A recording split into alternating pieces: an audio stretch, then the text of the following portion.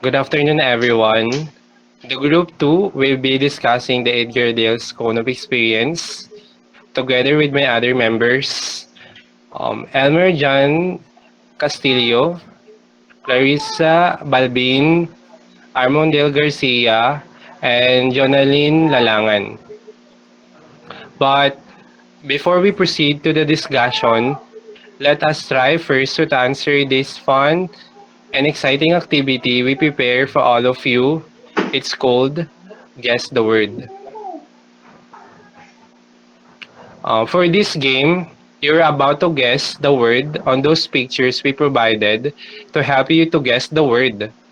Now, let's try to answer the number one.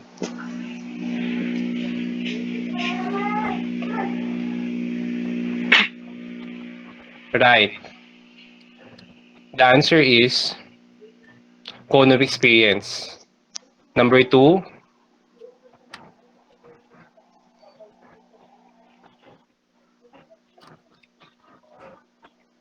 great. The answer is motion picture. Number three,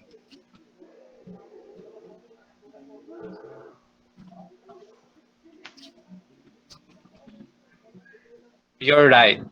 The answer is dramatized experience. Number four,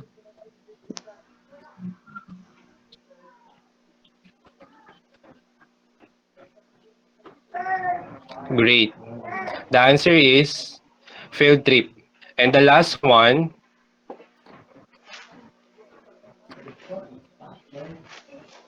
you're right. The answer is educational television. That's the end of our short activity for this discussion. And I hope you enjoy our short activity. And I'm pretty sure that you are all familiar with the words you encounter. So in that case, we are going to present and discuss the assigned topic for today's discussion.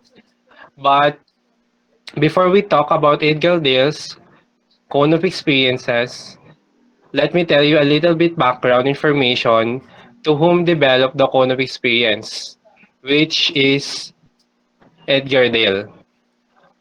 Who is Edgar Dale? Edgar Dale was born on April 27, 1900 in Benson, Minnesota and died on March 8, 1985. He served on Ohio State University faculty from 1927 until 1970. He receives a bachelor's and master's degree from the University of North Dakota through correspondence courses. He was also an internationally renewed pioneer in utilization of audiovisual materials in instruction. He was also the father of the modern media in education and also an American educator who served who developed the Konope experience. What is Konope experience? It is first introduced in this 1946 book, Audiovisual Methods in Teaching, a concept or model that incorporates several theories related to instructional design and learning processes. The cone plays different educational media and methods in a continuum from the most concrete experiences at the bottom to the most abstract at the top. During 1960s, Edgar Dale theorized that learners retain more information by what they do as opposed to what is heard, read, or observed. His research led to development of the cone of experience. This cone of experience is a visual method that is composed of 11 stages starting from concrete experiences at the bottom of the cone, and it becomes more and more abstract as it reaches at the peak of the cone. But before I proceed to the next column, let me explain first this concrete experience and abstract experience in this cone of experiences. When we say concrete experience, it refers to any person, place, or thing that you can experience with your five senses. If you can see, smell, hear, taste, or touch something, that object is referred to as concrete experiences. Like example, music.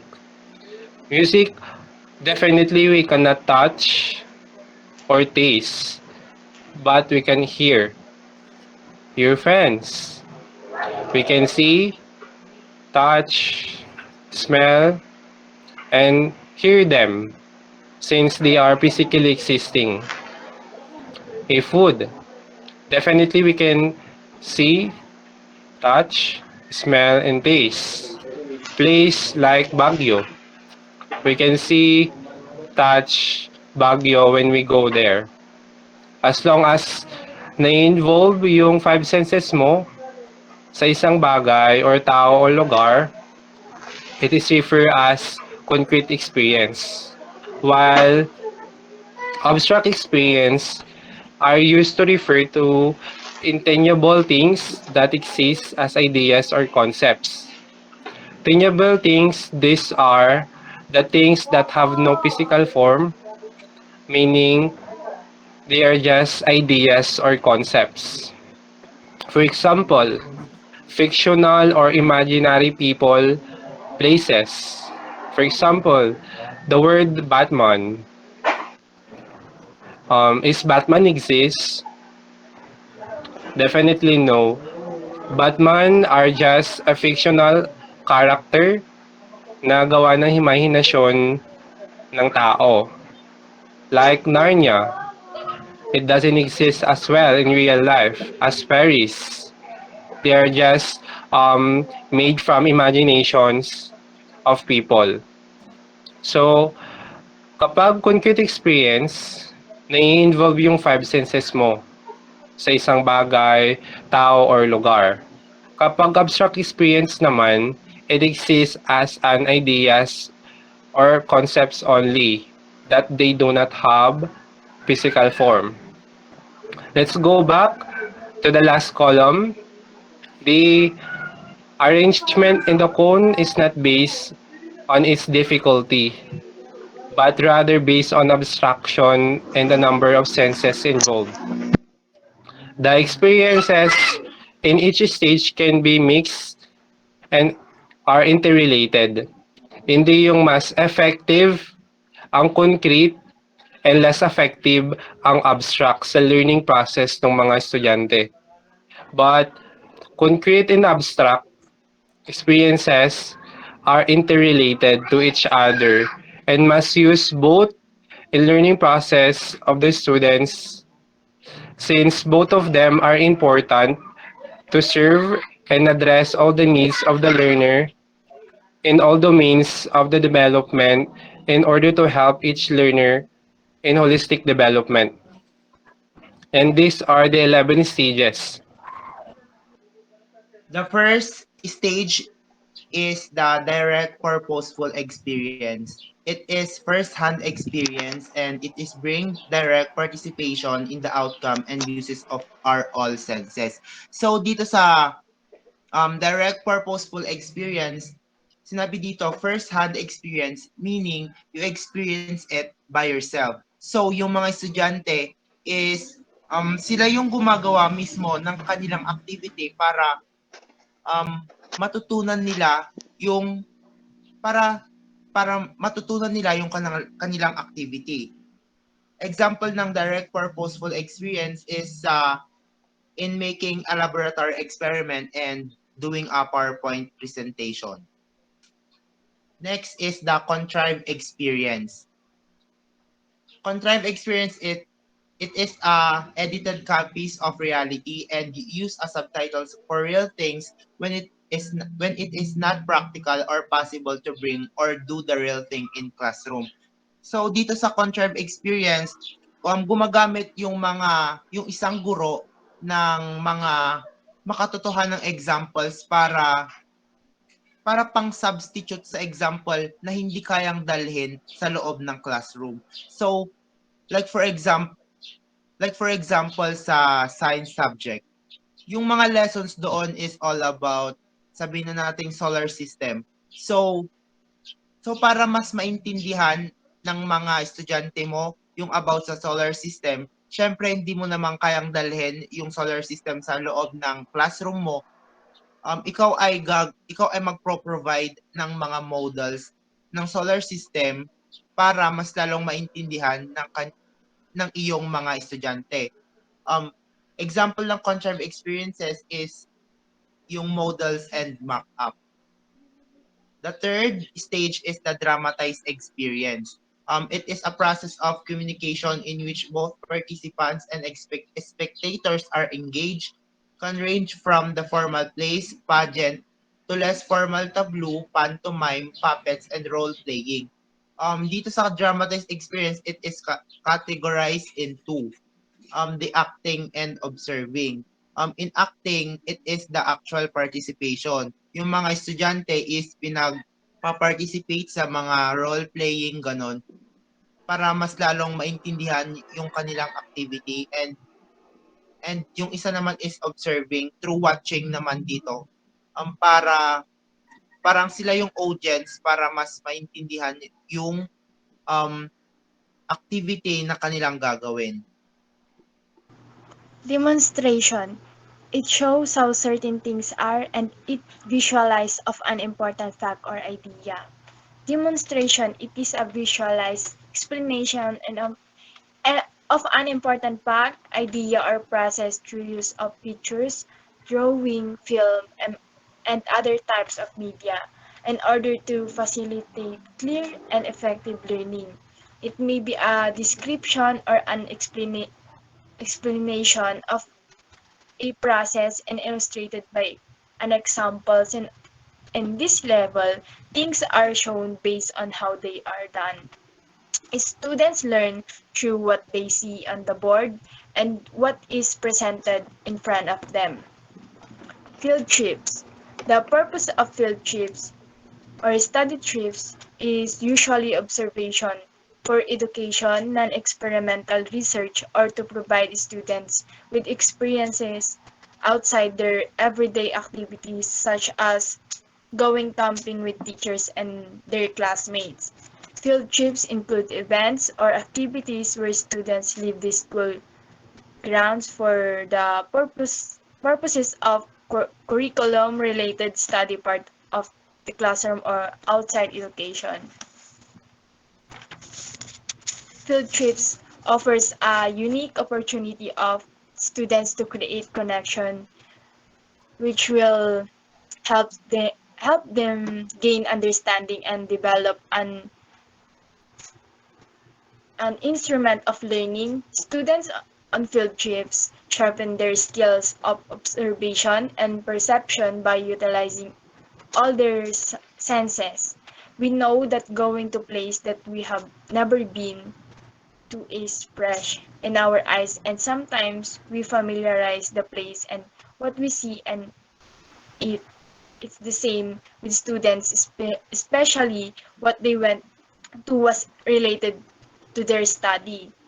Your student will learn to understand the cultures and little knowledge, gain a better understanding of topics, build cultural understanding and tolerance, and expose them to words outside their own. Classroom practices. There are some classroom practices where we can apply to this stage.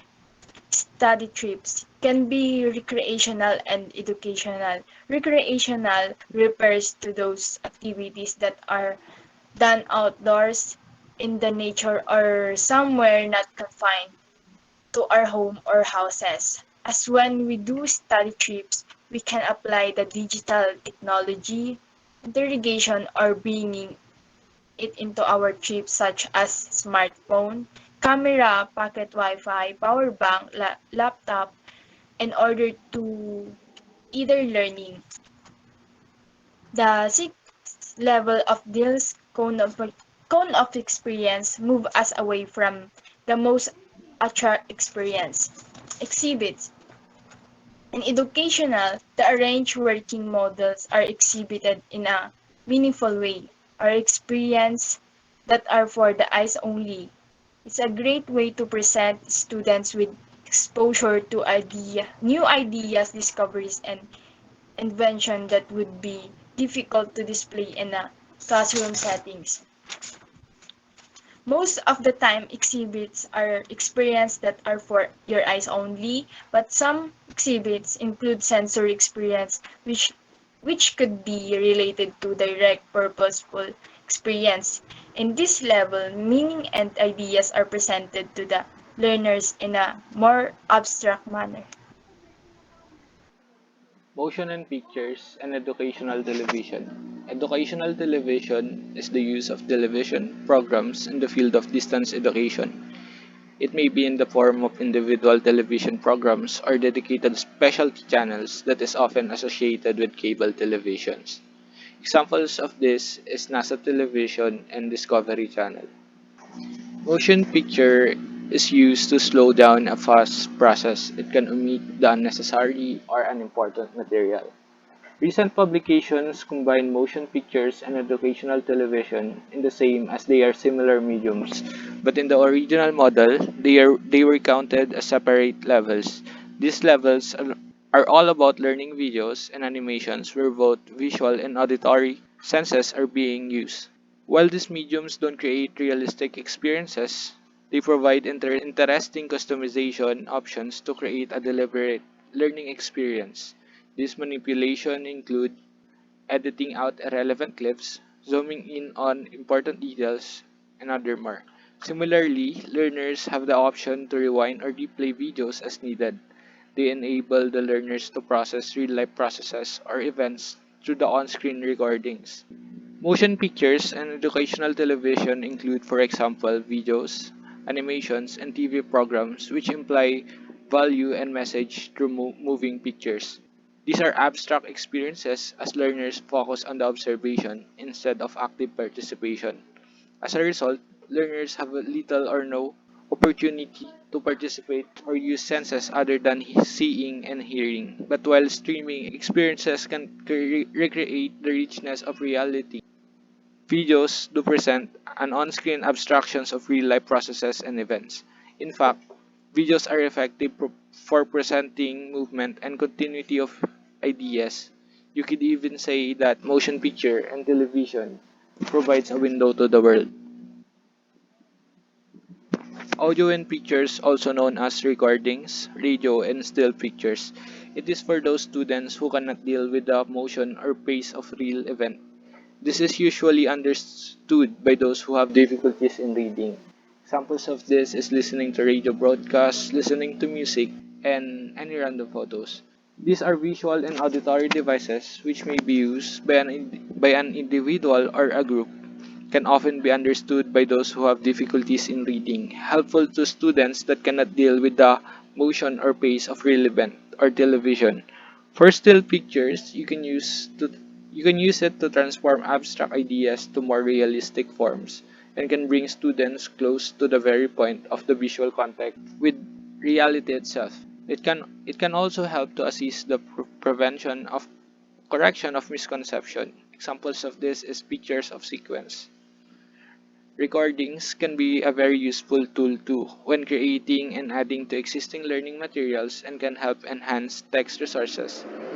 It can help emerge students' attention when studying on their own, when when learning difficult subject matter. Student examples of this is student feedback, record evidence, interviews, live online discussions, and audio source materials. Radio. The radio broadcast of an actual event may often be likened to a televised broadcast minus its visual dimension. The advantages of radio is it can operate on batteries, and the maintenance of radio is simpler and more accessible. Demonstration, study trips, exhibits, educational television, motion pictures, And audio and pictures focuses on observing activities such as seeing pictures and hearing recordings known as iconic. Television, motion pictures, and audio and pictures are all counted. This is classified as EdTech because televisions and movies convey values through media. Furthermore, still images, recordings, and radio are visual and auditory devices that a learner can use to enhance and extend the learning experiences. This creates a perspective for students to understand the meaning and relevance of things based on the variety of pictures and presentations. Furthermore, demonstrations are an important level to comprehend the visualized explanation of important ideas, facts, or any processes using images, illustrations, film, and other types of media that facilitate clear and effective learning. At this level, where everything is iconic experiences, things are shown exactly based on how they are done.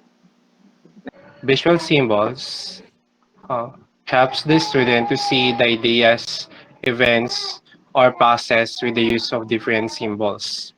These are the representation of direct reality, which becomes in a form of signs and symbols.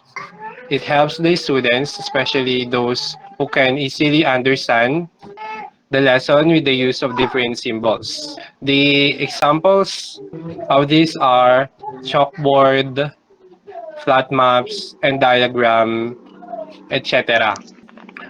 Teacher are using flat maps for the student to easily visualize the different places in different locations. And chalkboard, ang mga teachers gumagamit ng chalkboard para doon nila sinusulat yung mga information na gusto nilang i-convey sa mga estudyante nila. Venn diagram, ginagamit to ng mostly ng mga businesses para ma-visualize ng maayos kung ano ba dapat ang kanilang pipiliin, especially for their products. Next, verbal symbols. Verbal symbols use the words or verbal symbols to share meaning to individuals. They usually do not contain visual cues to their meaning. Written words fall into this category. It may be word for a concrete object such as a book or an idea such as a freedom or scientific principle of such as formulas. Verbal symbols is a representations of thoughts, ideas, emotions, objectives, or our action. It is the least effective ways in introducing new content of knowledge to the students. Since when the word is already vanished, the learners may easily forget the words of the knowledge that the teacher are trying to convey. And that's the 11 stages in this kind of experience. Now let's proceed how important and helpful the this cone of experience and education. Cone of experience and education.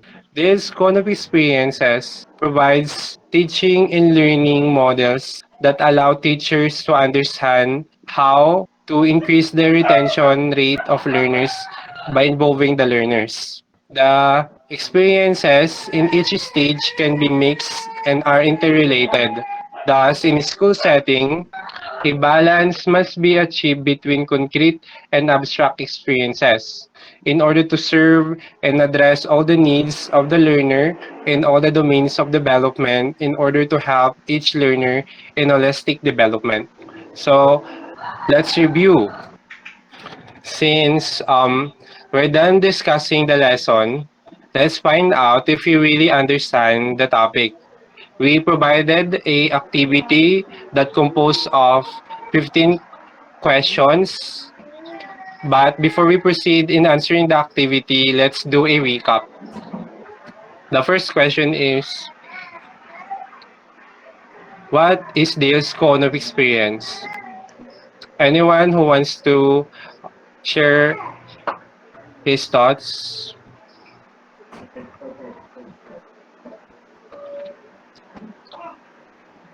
You're right.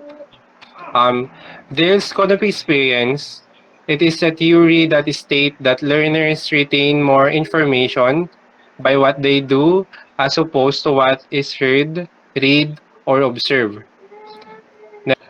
The second question is, who introduced this cognitive experience? Anyone who wants to share his thoughts about this question?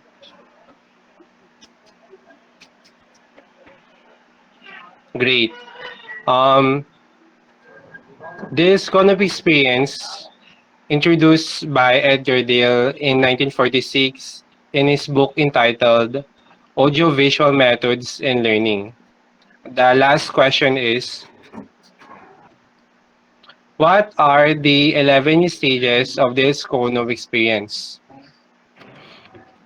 Anyone who wants to recite the 11 stages of this cognitive experience?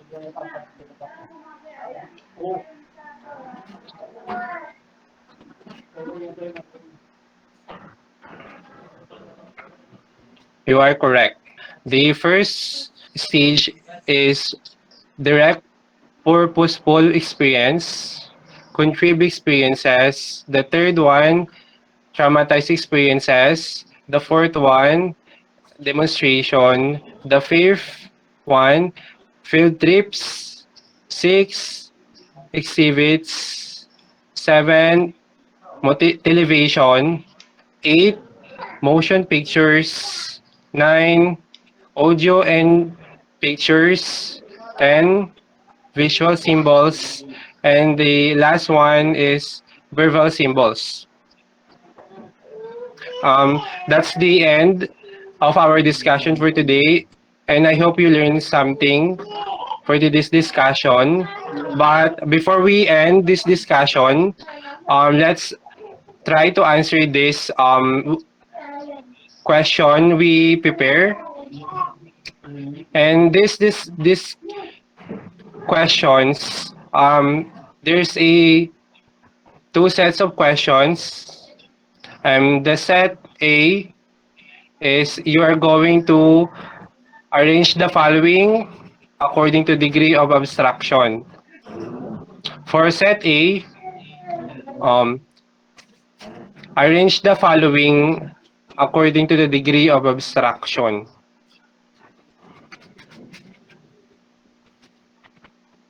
For set B, you're going to select the correct answer.